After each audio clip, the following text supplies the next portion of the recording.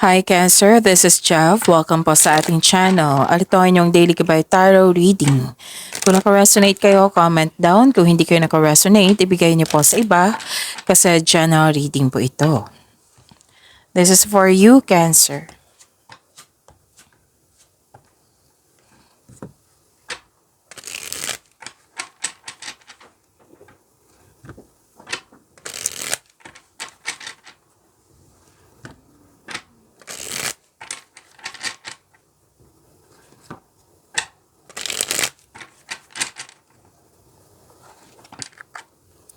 Para po ito sa inyo, Cancer.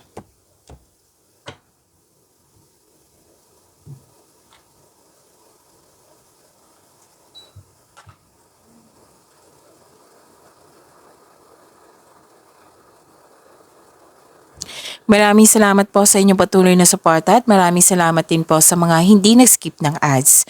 Gamitin ang reading na ito bilang gabay lamang sa mga hindi pa nag-subscribe, subscribe na po kayo at click bell notification para malaman nyo na may bago tayong video. Para sa mga gustong magpa-reading, comment po kayo ng personal reading. Again, comment kayo ng personal reading and check my reply sa comment section. Paalala lang po, may ubo po ako ngayon. Oo, pahinto-hinto po ako magsalita kasi kailangan ko mag-water therapy para may daily reading tayo, Cancer. Okay po? So, kung may narinig kayong ingay, may kasama po akong bata dito at huwag kayong mag-alala kasi binigyan ko siya ng task na mag-color sa kanyang coloring page. Okay, so focus tayo sa mensahe para may makuha kayong gabay at huwag kayong mag-alala kasi nakafocus ako sa reading natin ngayon. Yun nga lang, slow ako magsalita ngayon kasi nga may ubo at kailangan kong uminom ng tubig kasi water therapy po. Okay?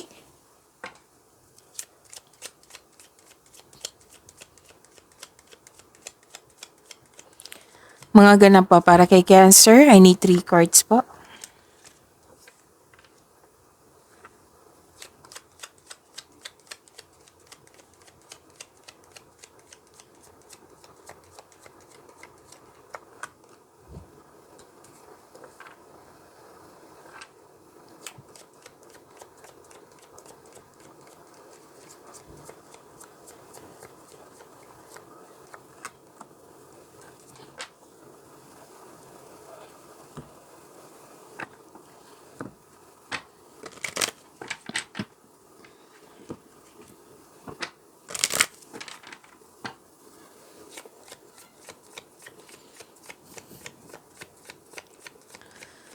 Spirit's Guide message pa para kay Cancer, I need 2 cards po.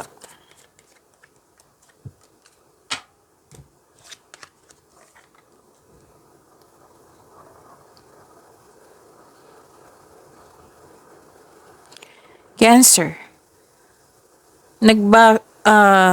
Nag-research, nagbasa ng libro, nagbasa sa internet para may makuhang kaalaman, clarity, at may malalaman din kayong sikreto sa araw na ito. And wow, Cancer. Oh, I think kahapon din po na may parating dito na malaking pera. Oh, malaking pera. Wow, claim niyo po, Cancer. Prosperity. Kitang-kita ko dito prosperity. At saka, okay, pwedeng offer or opportunity na makapagbigay sa'yo ng financial growth, na makapagbigay sa'yo ng malaking pera. Pwede din transactions, cash flow, maraming benta. Diba? Ang ganda. This is prosperity po, Cancer. So, claim niyo po. And may new beginning. Pwedeng may na-hired kayo kahit walang experience, kakasimula sa trabaho, sa relasyon, sa connection sa isang tao, sa mga ginagawa dyan, kakasimula sa project, kakasimula sa pwedeng pag-aaral kasi nag-aaral din kayo dito. May concern kayo sa immature na tao. Oo, immature na tao. Pwede din may humihingi ng time sa inyo. Yung inner child nyo or yung literal na bata na humihingi ng time sa iyo. It might be you're busy. Cancer. Sensuality, express your sensuality. And this is a clarification of your card here na knowledge. Seek knowledge. Na nag-clarify siya dito. Yung nag-research ka para may matutunan ka, may clarity.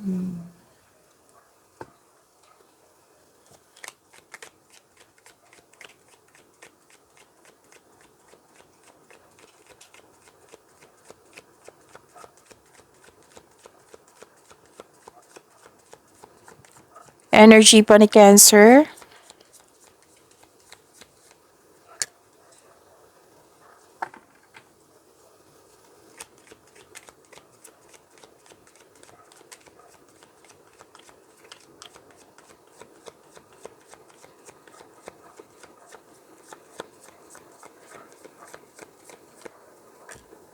Oh.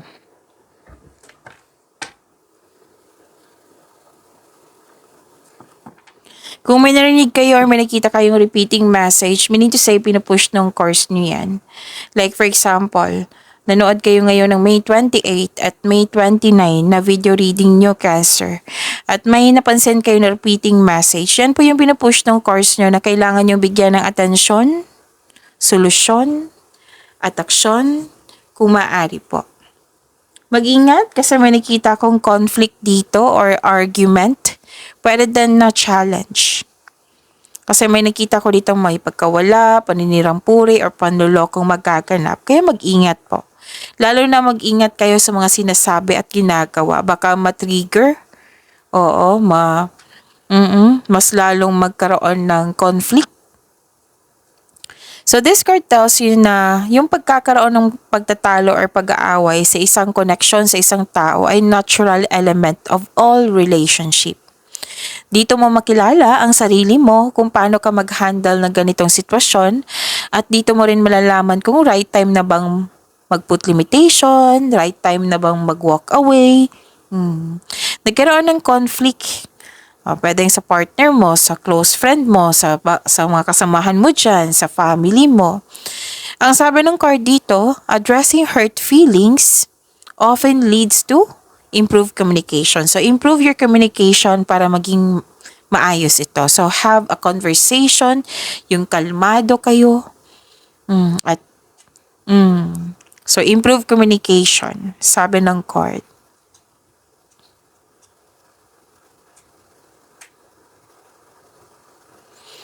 Okay. Pero kung sabi ng card dito, kung parating na lang itong naghahanap ng gulo or away, baka kailangan nyo po magkaroon ng healthy disconnection.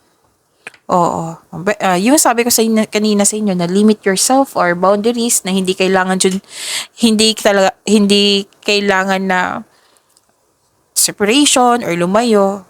Baka kailangan lang po put limitation muna kasi baka mainit pang ulo. Okay? Kumbaga, don't allow na gagawin na naman niya ulit.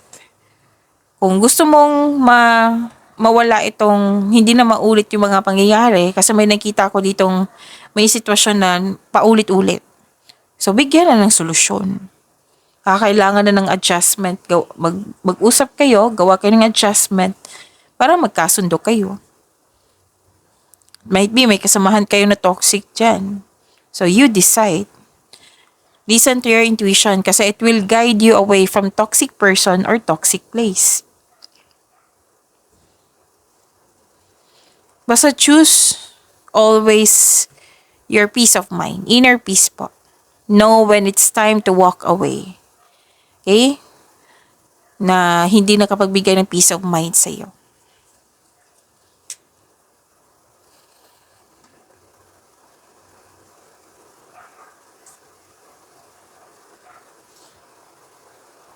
Okay.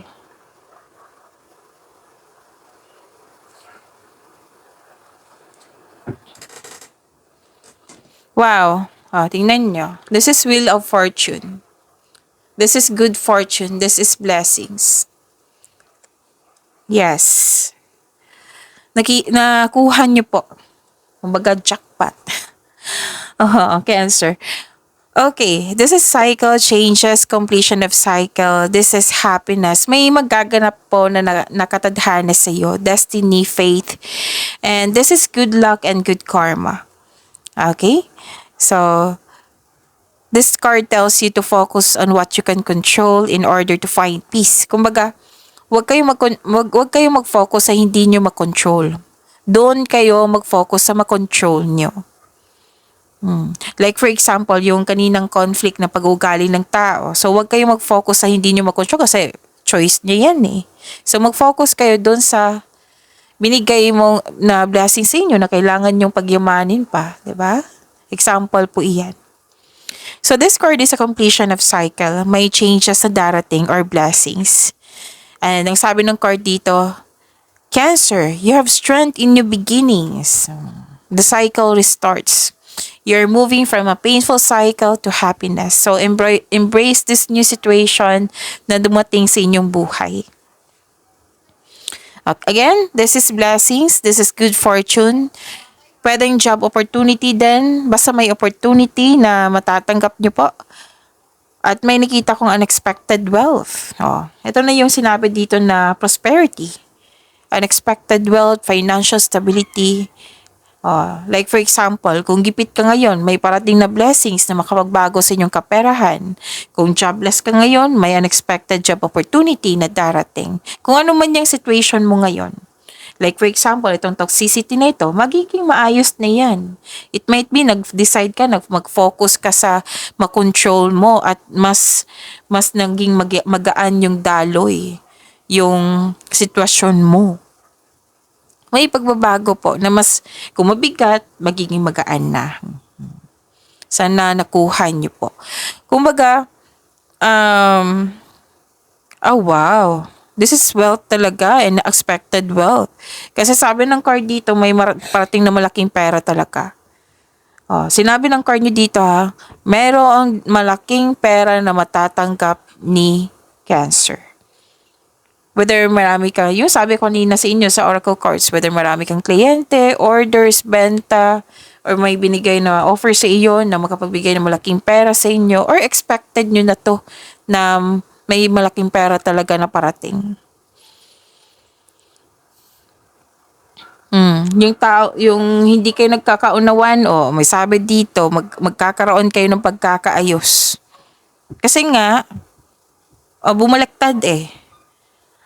Bumaliktad, mabigat, naging magaan.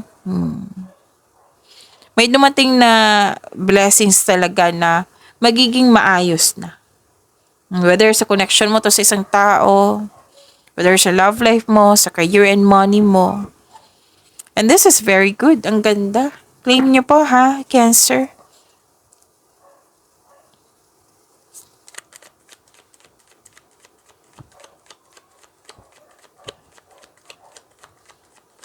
Career and money po ni Cancer.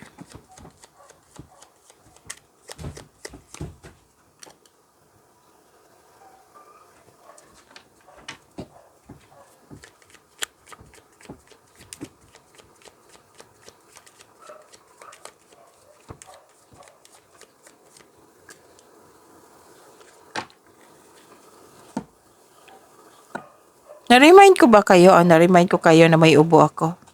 Okay, so kailangan ko uminom ng tubig. Saglit lang po.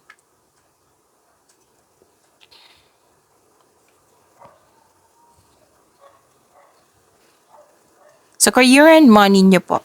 Cancer. Cancer. Oo. 1, 2, 3. 3 cards na nagsasabi dito na makaka-receive kayo ng malaking pera. Sana all. Cancer. This is career and money mismo dito sa inyong career and money. Makaka-receive kayo ng malaking pera po. Pwede din na return investment po ito. Ito ay parating na nagdudulot ito ng kasiyahan. Magbibigay ito ng kasiyahan sa iyo. May promotion po. May promotion ako nakikita dito. Pwedeng literal na promotion. Pwedeng pagtaas ng posisyon, pagtaas ng kita, pagtaas ng sweldo, allowance pa yan. Basta ramdam nyo yung pagtaas. Okay? So this card asks you to consider helping someone at work. Naging generous kayo dito, matulungin kayo. You're sharing resources. Mapagbigay kayo, hindi kayo madamot. Pero dun may nakatanggap kayo ng tulong or regalo. So kung magiging komportable ka sa pagtanggap ng tulong, mas maraming kasaganaan ang dadaloy sa iyong buhay. Pwedeng tulong, regalo. Ba, ang ganda naman. Kahit na may nakita ko dito hindi nagkasundo. Oo, may hindi nagkasundo dito eh.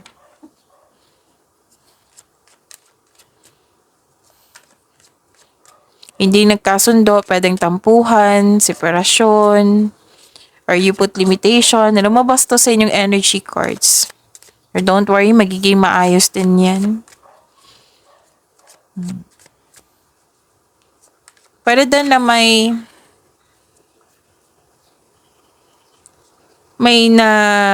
naalala kayo sa nakaraan, yung nag-invest ka ng time and effort sa isang tao, sa isang bagay, sa isang sitwasyon, or sa bagay nga, na akala mo yun na, pero hindi pala. Pwede. And listen to your intuition, kasi may sekreto po daw na kailangan yung malaman. Kaya 'di ba sabi dito sa Oracle cards, yung unang kong sinabi sa inyo na may sekreto. So it's time to communicate to your intuition. Oh, this is good. Oh, tamang-tama itong sinabi ko kanina na resources. Oo, dito sa Six of Pentacles nyo, resources. Be grateful for what you have and save something for the future. Use wisely and as needed. Naging generous nga kayo dito. You're sharing your resources. Kasi nga, may natanggap kayo. Tingnan nyo, may natanggap kayo. Tulong, regalo, malaking pera. So, you're sharing resources. Naging generous kayo. So, be grateful for what you have. Acknowledge the blessings. Magbigay pasalamat sa ating Panginoon. And save something for the future. Savings po. Binigay din yan sa'yo. Binigay sa'yo para i-share mo sa kapwa mo. Binigay din yan sa'yo para mag-save kayo for the future. Use wisely and as needed. Nag-clarify siya ha, sa inyong career and money.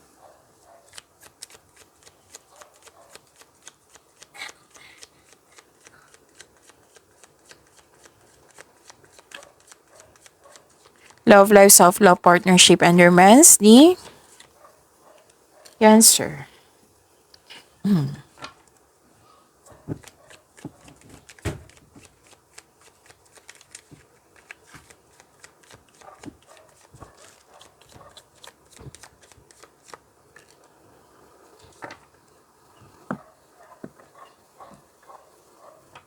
Oh, may celebration dito.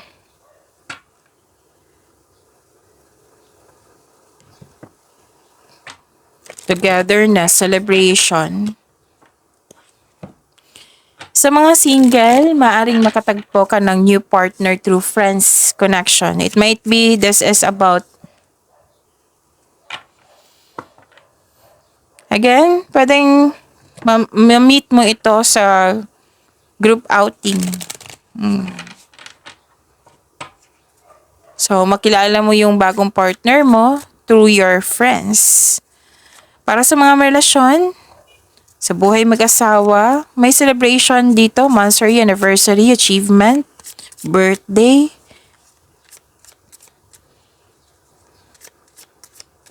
May date or group date. So celebrating with good friends or family is what you need most right now. This is also a stress reliever. Itong togetherness na ito.